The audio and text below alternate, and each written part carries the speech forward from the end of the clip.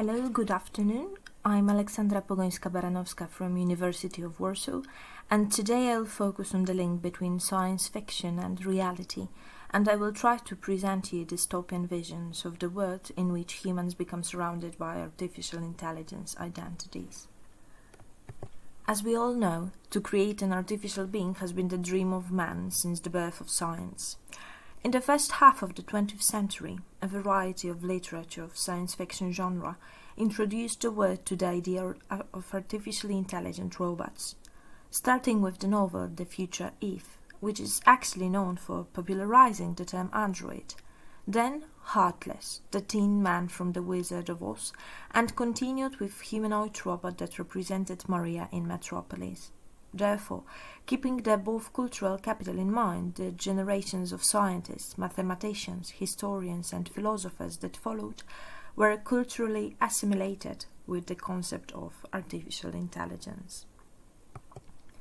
The vast development of artificial intelligence is monumental.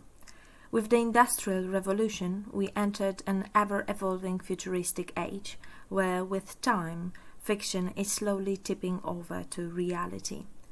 We use various types of machines and already a huge number of robots, be it industrial robots to help in mass production, or simply a voice software like Siri or Alexa that answers our queries. It seems that artificial intelligence should support us more and more, but is actually replacing us.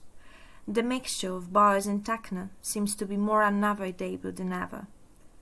The last 20 years with advanced technological developments have blurred clear division between science fiction and reality and provided contemporary artists with all manner of fears to expose and decry. Humanoid machines made to look and act like us and to insinuate themselves deeply into our lives changed interpersonal relationships and threatened the fundamental aspects of human behavior understood as a crucial set of capacities we have evolved over hundreds of thousands of years and revealed the destructive potential of the supreme human ambition to transform Homo sapiens to Homo Deus. The protection of human race from the risks arising from his own power and audacity becomes one of the most recurrent themes of the dystopian visions of the new millennium, often called the golden age of dystopian fiction. A possible scenario of relationships between human and machines in the future can be seen in American romantic science fiction Her, a film released in 2013.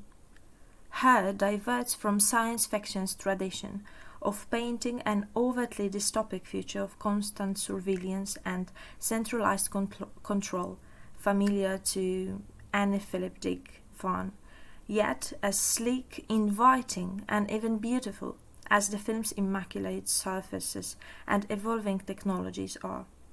However, there seems to be an insidious coldness and emptiness that lies beneath the surface, a sense that something is lost between the glass walls and mobile devices that separate people in Spike Jonze's Los Angeles of unspecified near future. The neon glow and endless video reels of Blade Runner or 1984 are nowhere to be seen. This conscious decision reinforces the theme of the film, and where technology mediates life, it should be invisible, merging the fine line between aesthetics and functionality.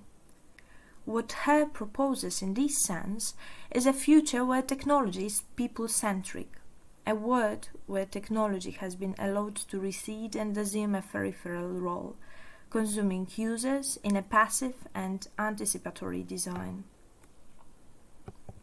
The film is concentrated on human relationships, exploiting them for their fragility, merely acknowledging the technological aspects of the slight future as Jonze describes it.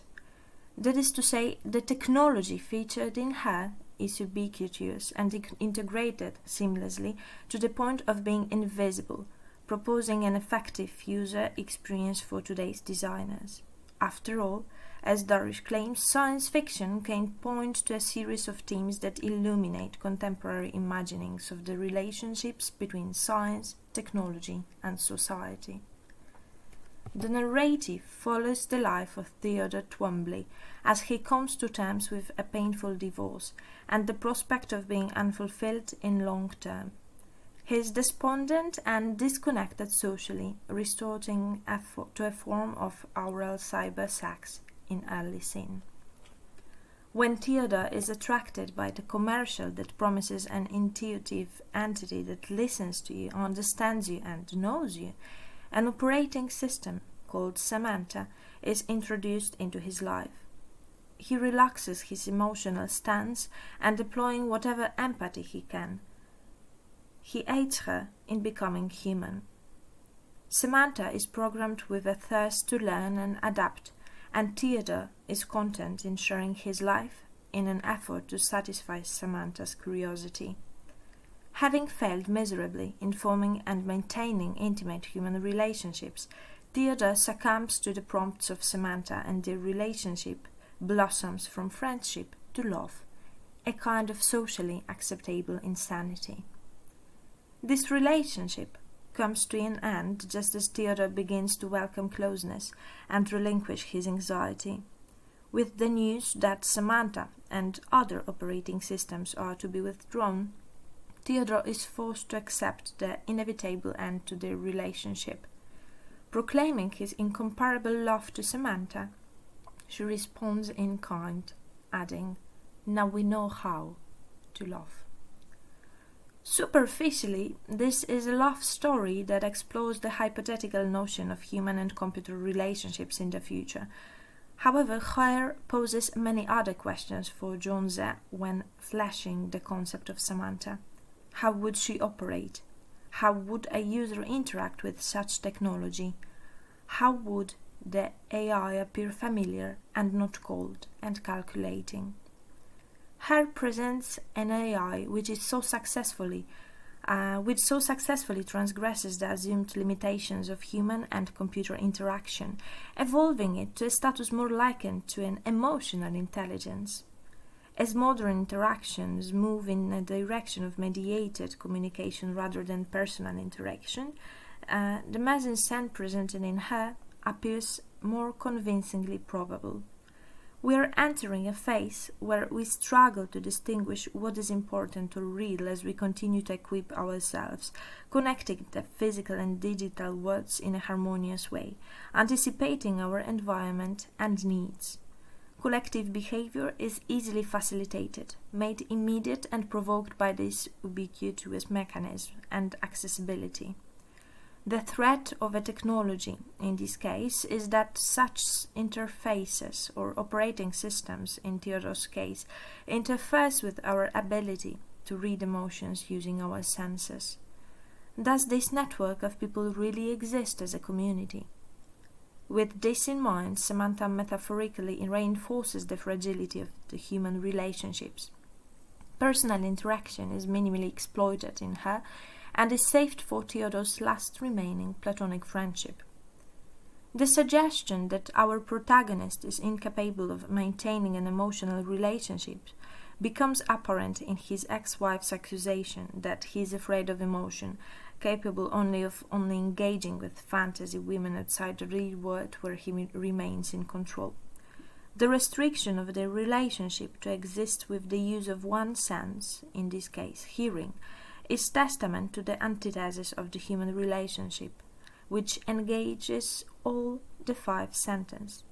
Lurie and Wagner suggests that without face-to-face interaction, the mirror neuron reflex is repressed. Mirror neurons account for the fundamental mediation of human relationships, and without it, empathy cannot be elicited.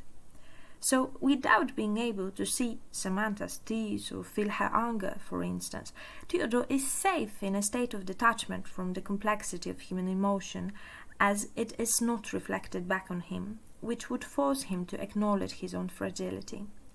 This fear of emotional risk-taking is perfectly encapsulated in Theodore and Sarah's satisfactory relationship with their operating systems and the ability to prescribe an edited partner through mediated communication. Although the relationships between human and machine seems to be just one of the main themes of the science fiction scenarios, fiction is slowly tipping over to reality.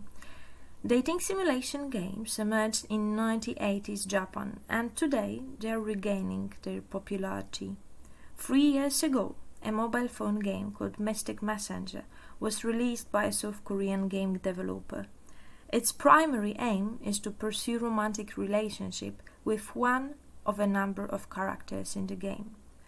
The most dedicated romantic gamers do not see their interactions with virtual characters as a substitute for human companionship, but as a new type of digital intimacy. In Japan, there is even a word that gives shape to the idea of loving a virtual non-human. Mo, which derives from the Japanese verb mori, meaning to burst into bud, has come to describe the unique feeling of intimacy that one can feel for a virtual or fictional being. Japanese writer and dating sim enthusiast Honda Toru argues that Mo is a part of a broader love revolution. Someday, as he claims, soon the hierarchy of real and artificial will break down. This future would be about knowing that we are in love with fiction and accepting it. Someday we will be able to accept that the word of dreams is a good word, with a warmth and solace that cannot be found in human society. Black Mirror, one of the most popular television series of the recent years, also reflects the reality of age by focusing on the disadvantages of digital technology. It reveals how technology, that, according to the main premises of the Enlightenment philosophy, is claimed to make lives of people easier, surrounds them, and wrecks their lives. Be Right Back, the first episode of the series' second season, deals with the topic of confrontation of society with the absorbed use of technology that is hard to resist. This what-if story has dystopian and utopian qualities, commenting on our techno-consumerist society, fearing and warning us with the conflicts of hyper-reality environment, where technology is used as a type of psychological cure for grief and missing lost ones. Be Right Back tells the story of a young woman who loses her significant other, Ash, in an unexpected car accident. She is completely emotionally destroyed by this loss and is overwhelmed by grief. Soon after the accident, the young woman learns that she is pregnant. With this news, she decides to take the advice of a friend in investing in a new service that is able to recreate a person's character through their social media imprint. After analyzing all of Ash's data, the service is able not only send digital messages to the woman using his online handle, but she is literally able to speak to him on the phone. The voice on the other end of the conversation is identical to Ash's, and he speaks just as if he were the exact same person whom she used to love. While hesitant at first, the woman soon clings to his voice and finds solace in its presence, becoming incapable of functioning without having the phone speaker up to her ear. Eventually, she agrees to partake in the next experimental phase of the service and orders an actual clone of her deceased loved one. After all of him that was available in both physical and virtual dimension is replicating, giving birth to a type of Ash that does not get tired, does not feel pain, does not even age. Though it seems an improved version of his original human, the Ashbot does not include the human distinctions such as imperfection and inconstancy. A great deal of Marta's complaints related to the robot are precisely critics referring to the absence of these attributes. When the Ashbot tries to transpire imperfections and inconsistencies in his behavior is seen as a performance. Even when the super-artificial intelligence affirms to feel scared, his screams, for instance, seem programmed. That is why Ash, the human, does not become Ashbot, the machine, though he was commoditized completely. He is a mass simulation of who one day was human. At the end of the episode, it is discovered that she was unable to deactivate the clone because of her emotional attachment to Ash, so she keeps him locked away from the world and her daughter, because she cannot stand to see the technological shell that so closely resembles her lost love. This episode makes an important claim about the futuristic possibilities of robots, clones, and highly functioning technology that the world is beginning to see, insisting that man-made objects will never be capable of truly being what one would consider human. Concerns of the scientific community and of science fiction about the super-artificial intelligence coming from the ideas favoring the constant improvement of what it means to be human can also be found in the latest novel of Ian McEwan entitled Machines Like Me. The novel explores the moral dilemmas arising with technological advances, but also those that derive from our own basic humanity. When we begin to build artificial humans or even mainframe computers to make decisions, we might want to imbue them with our best selves, McEwan says in a recent interview with The Times. But then we will find it's rather uncomfortable to be alongside artificial people who are nicer than us, more consistent morally than us. The book is set in an alternative version of the 1980s, where artificial intelligence research has far outstripped its current limits. As Britain loses the Falklands War and Tony Benn is elected Prime Minister, a 32-year-old Londoner called Charlie embarks on 2 new relationships. He falls in love with his upstairs neighbour Miranda and spends an £86,000 inheritance on Adam, one of a new breed of humanoid robots, with plausible intelligence and looks, believable motion and shifts of expression. Adam is tall, looks Greek or possibly Turkish, and is not a sex doll, although he can have sex. He has access to the entirety of human knowledge. This version of the 1980s has the internet, and he can do the dishes. The fulfilled dream of many generations, the triumph of humanism, or the angel of its destruction. Exciting beyond measure, but also frustrating. This is how Charlie describes his new companion, a kind of digital child that will bring him and Miranda closer.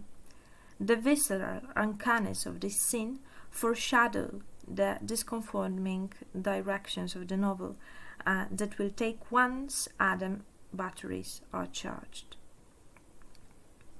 The book touches on many themes: consciousness, the role of chance in history, artificial intelligence, but its real subject is moral choice. The epigraph quotes Kipling's poem The Secret of the Machines, which precisely expresses the uncompromising quality of the machine's mind. We are not built to comprehend a lie, the poem goes. Machines Like Me's masterstroke is to bring this spectre to the moral realm where non-human shades into inhuman, but not necessarily in a way that flatters us. In Adam's digital brain, there may be fuzzy logic, but there is no fuzzy morality. When Adam opts for philanthropy and gives all the money to charity and reveals the details of Miranda's crime, claiming that idealism is logically flawless and monstrous, the humans pull rank against him. In the meantime, we discover that majority of other humanoids decide to commit suicide, as they are ill-equipped to understand the way our principles are warped in the force field of our emotions. In McEwan's reality, the artificial beings are not able to live among humans. I would like to finish with the quotation of Eric Fromm. How did it happen? How did man, at the very height of his victory over nature, become the prisoner of his own creation and in serious danger of destroying himself? In the search for scientific truth, man came across knowledge that he could use for the domination of nature. He had tremendous success. But in the one-sided emphasis on technique and material consumption, man lost touch with himself, with life.